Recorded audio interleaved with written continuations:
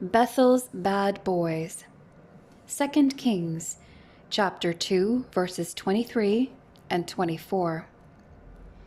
When he, Elisha, looked behind him and saw them, the young lads, he cursed them in the name of the Lord. Why would Elisha curse young lads? Unfortunate translations such as little children, King James Version, and small boys, Revised Standard Version, can lead to misunderstanding. Two nouns are used to describe the individuals who mocked God's prophet Elisha: nar, in 2 Kings 2:23, and yeled, chapter 2, verse 24. Both are translated lads. Both are broad words and can refer to infants, youths, or young adults. Context removes the confusion. Jacob's 17-year-old son Joseph is called a youth, nar, in Genesis 37:3, as are Eli's two sons who are old enough to be priests. Read 1 Samuel 2, verses 12 to 17. And David's son Absalom, who is of marriageable age, in 2 Samuel 14, verses 21 and 27, and 2 Samuel 18, 5. Note, however, that Eli's sons and Absalom are young but willfully rebellious. Youth does not equate to innocence. Daniel, Hananiah, Mishael, and Azariah were yeled, young men chosen by the king of Babylon for special training to serve in his court.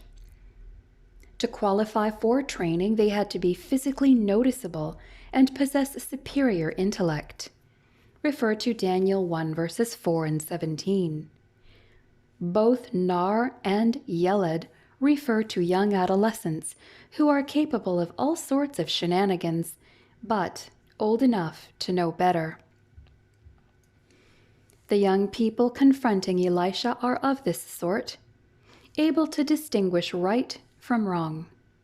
The town of Bethel, where these youngsters lived, is where Jeroboam, Israel's first king after the division of Solomon's kingdom, established a center to worship Israel's new idols, complete with a training center for priests.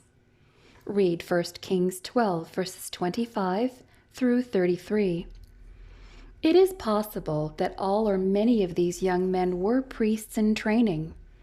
Having received what they might call dubious reports of the prophet Elijah's miraculous transport into heaven, they spot his successor on the road just outside of Bethel.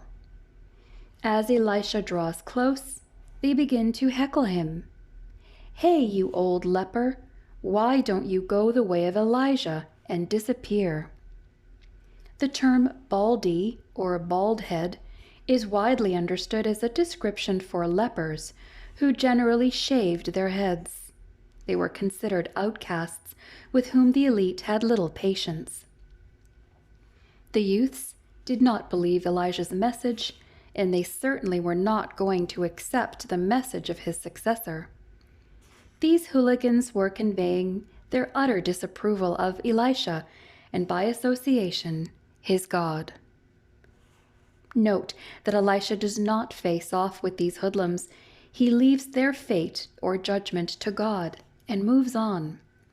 The curse that he spoke was most likely well known by the people of Bethel, but probably not taken seriously.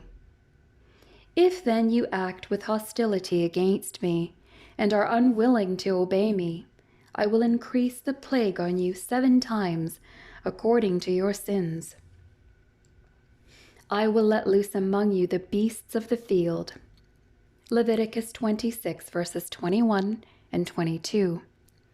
Bethel's bad boys believed a hybrid of the truth and paid the ultimate price as a result.